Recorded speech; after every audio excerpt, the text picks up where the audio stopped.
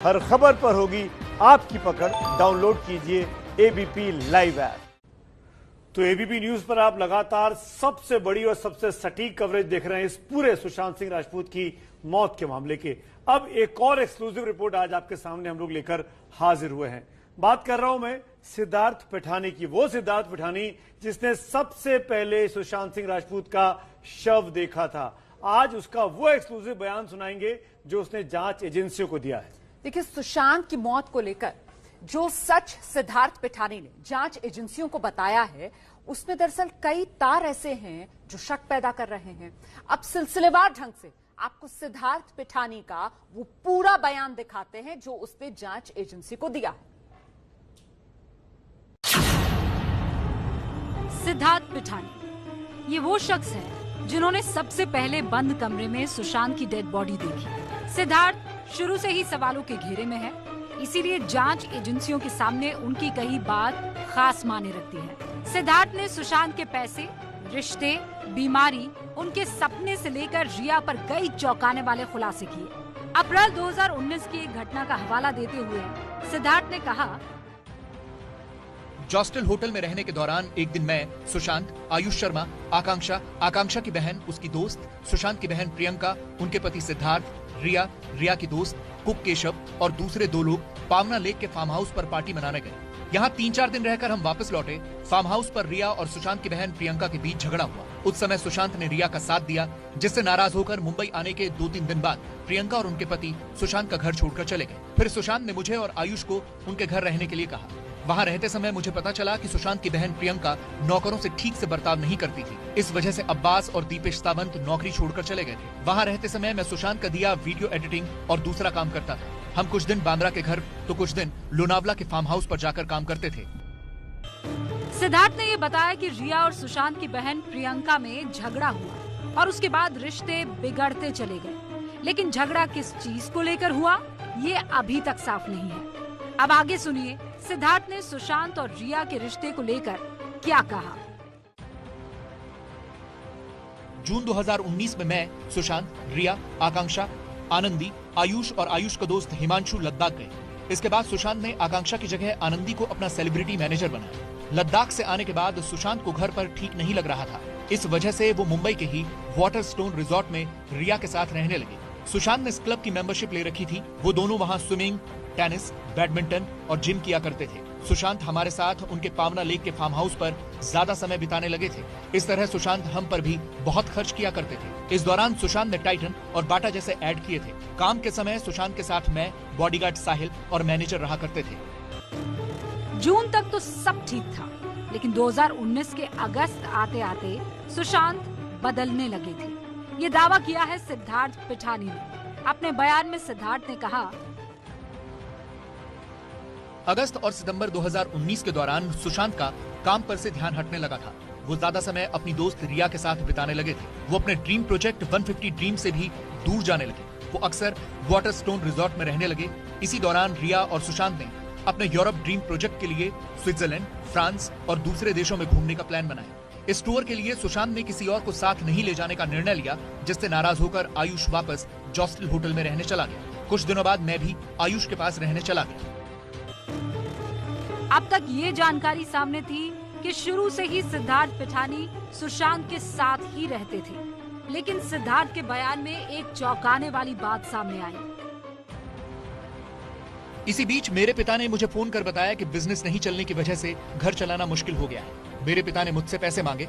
मैं अक्टूबर 2019 को पिता की मदद करने अपने घर हैदराबाद गया। जाते समय मैंने सुशांत से कहा कि हैदराबाद से जल्दी लौट आऊंगा। हैदराबाद पहुंचने के 5 दिन बाद मुझे इनोवरा इंडिया कंपनी में क्रिएटिव डायरेक्टर की नौकरी मिली। मुझे 45,000 महीना सैलरी ऑफर की गई। मैं अहमदाबाद में इस कंपनी में काम करने लगा। तभी मैंने इंस्टाग्राम पर सुशांत और रिया के यूरोप टूर की तस्वीरें देखी। आगे आपको दिखाने वाले हैं कि सिद्धार्थ के मुताबिक सुशांत बंद कमरे में क्यों रोए थे और सुशांत के क्रेडिट और डेबिट कार्ड से रिया क्या करती थी। एबीपी न्यूज पर सिद्धार्थ पिठानी का खुलासा जारी है। तो ये जो अभी तक आपने सिद्धार्थ पिठानी का बयान देखा, जो जांच एजेंसी को उसने दिया, इससे धीरे धीरे ये खुलासा होता हुआ नजर आ रहा है कि सुशांत सिंह राजपूत जो हैं वो वक्त के साथ हल्के हल्के अकेले पड़ते जा रहे थे। और इस कदर अकेले कि उन्हें सिद्धार्थ को फोन करके वापस बुलाना पड़ा। दरअसल सिद्धार्थ और सुशांत के बीच एक तरह की बॉन्डिंग हो गई थी और इसीलिए सुशांत ने सिद्धार्थ को वापस बुलाया। और जब सिद्धार्थ पिठानी मुंबई लौटे, उन्होंने जो देखा वो चौंकाने वाला था। सिद्धार्थ के अगले बयान में आपको सुशांत के आंसू दिखेंगे, टूटते रिश्तों की शुरुआत दिखेगी और टूटने के बाद जुड़ते हुए सुशांत भी दिखेंगे।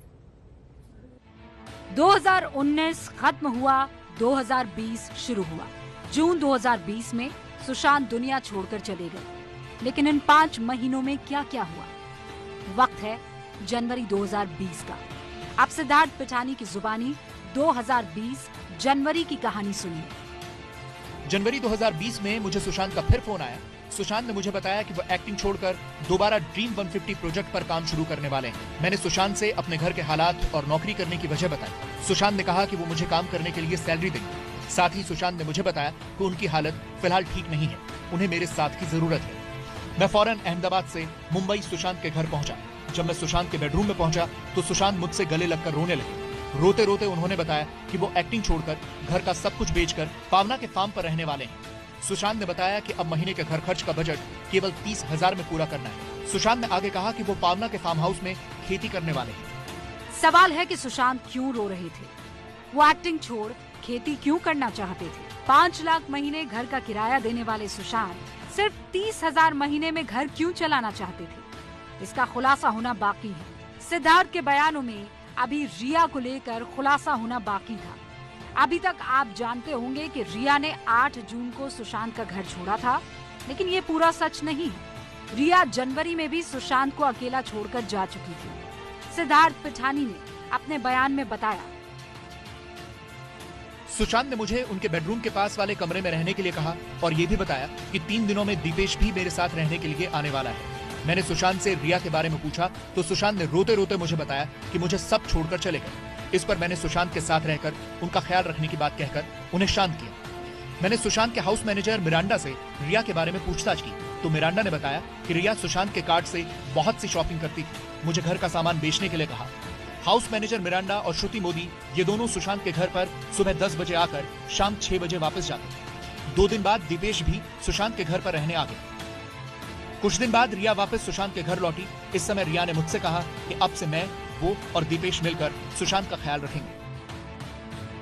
सिद्धार्थ पिठानी के मुताबिक रिया ने सुशांत का साथ उस वक्त छोड़ा था जब उन्हें सबसे ज्यादा जरूरत थी। सुशांत अकेले थे, कमजोर पड़ रहे थे, घुट रहे थे और यहीं से शुरू होती है सुशांत की बीमारी की कहानी। बने रहिए, क्योंकि सुशांत की बीमारी और दवा को लेकर सिद्धार्थ पिठानी ने जो कहा है वो अब तक दुनिया के लिए अनसुना सच है। जी हाँ, ये अनसुना सच ही है कि रिया से अलग होकर सुशांत अपनी बहन के पास चंडीगढ़ के लिए चले गए थे। अच्छा, बहन के पास गए सुशांत, लेकिन वहां 1 महीने के प्लान से गए थे, महज 2 दिन में वापस लौट आए। आखिर ऐसा फैसला सुशांत सिंह राजपूत ने क्यों लिया, ये बताएंगे आपको विस्तार से। आप रहिए हमारे साथ, एबीपी न्यूज आपको रखे आगे। हम आपको लगातार सिद्धार्थ पिठानी, जो कि सुशांत सिंह राजपूत के साथ रहते थे, उनके मैनेजर थे, उनका एक्सक्लूसिव बयान दिखा रहे हैं जिन्होंने जांच एजेंसियों को दिया। अब बात करते हैं आखिरी 3 दिनों की। सुशांत की मौत के पहले क्या हुआ? 12, 13, 14 ये 3 तारीख। 14 तारीख वो जिस दिन सुशांत की मौत हुई, उस दिन क्या हुआ, और उससे 2 दिन पहले 12 जून, 13 जून को क्या कुछ हुआ। सिद्धार्थ पिठानी ने अपने बयान में क्या खुलासा किया है, रिपोर्ट देखिए।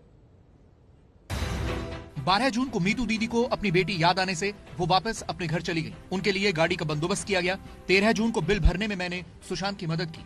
उस रात सुशांत बिना खाना खाए मैंगो जूस पीकर सो गए। 14 जून को सुबह 10 से 10:30 के बीच मैं हॉल में आया और सिस्टम पर काम करने लगा। 10:30 के करीब केशव ने मुझसे कहा कि सुशांत सर दरवाजा नहीं खोल रहे। ये बात मैंने दीपेश को बताई। हम दोनों ने जाकर दरवाजा खटखटाया, लेकिन सुशांत सर ने दरवाजा नहीं खोला। तभी मुझे मीतू दीदी का फोन आया। उन्होंने कहा कि मैं सुशांत को फोन कर रही हूँ, लेकिन वो फोन नहीं उठा रहा। हमने भी उन्हें बताया कि हम भी कोशिश कर रहे हैं, लेकिन वो दरवाजा नहीं खोल रहे। मैंने मीतू दीदी को घर बुलाया। मैंने दीपेश को वॉचमैन से कहकर चाबी वाले को बुलाने को कहा, लेकिन वॉचमैन ने ठीक से मदद नहीं की। तो फिर मैंने गूगल से रफीक चाबी वाले का नंबर निकालकर दोपहर 1:06 पर संपर्क किया। उसने मुझसे 2000 रुपए मांगे। रफीक के कहने पर मैंने उसे लॉक का फोटो और घर का पता व्हाट्सएप पर भेजा। फिर मैंने मीतू दीदी को फोन करके चाबी वाले को बुलाने की जानकारी दी।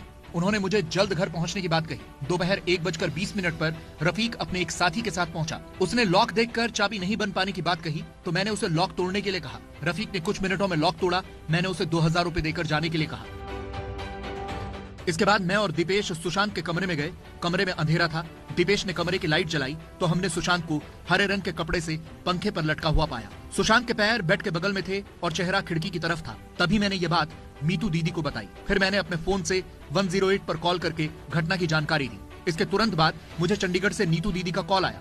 मैंने उन्हें सारी जानकारी दी। उन्होंने तुरंत मेरा फोन काट दिया। उनका मुझे फिर फोन आया। नीतू दीदी ने मुझे सुशांत के बारे में पूछा तो मैंने बताया कि सुशांत लटका हुआ है और उसकी मौत हो गई है। फोन पर मुझे पीछे से सुशांत के जीजा ओपी सिंह की आवाज सुनाई थी। उन्होंने हमें सुशांत को नीचे उतारने के लिए कहा। नीतू दीदी ने भी वही कहा। फिर मैंने नीरज से चाकू लाने के लिए कहा। मैंने चाकू से सुशांत के गले पर लगा कपड़ा काटा। फिर मैंने और दीपेश ने बेड पर चढ़कर सुशांत को नीचे बेड पर लिटा दिया। उसी समय मीतू दीदी वहां पहुंची। उन्होंने मुझसे पूछा कि सुशांत जिंदा है क्या और मुझे सुशांत को ठीक से बेड पर रखने के लिए कहा। फिर मैंने, दीपेश और नीरज ने सुशांत को ठीक से बेड पर रखा। सुशांत के गले में लगा कपड़ा निकाला। हमने सुशांत को सीपीआर देने की कोशिश की लेकिन उसने कोई रिस्पॉन्स नहीं दिया। उसके बाद बांद्रा पुलिस पहुंच गई। तो ये बेहद एक्सक्लूसिव बयान जो कि जांच एजेंसियों को सिद्धार्थ पिठानी ने दिया, ये आपको कहीं और देखने को नहीं मिला जो आप इस वक्त एबीपी न्यूज पर देख पा रहे हैं। और दरअसल यही जो बयान है इसी को माना जा रहा है कि एक नया मोड़ लेकर आएगा सुशांत सिंह राजपूत की मौत के मामले में। हम छोटे से ब्रेक के लिए यहां पर रुक रहे हैं, फौरन लौट रहे हैं। एबीपी न्यूज आपको रखे आगे।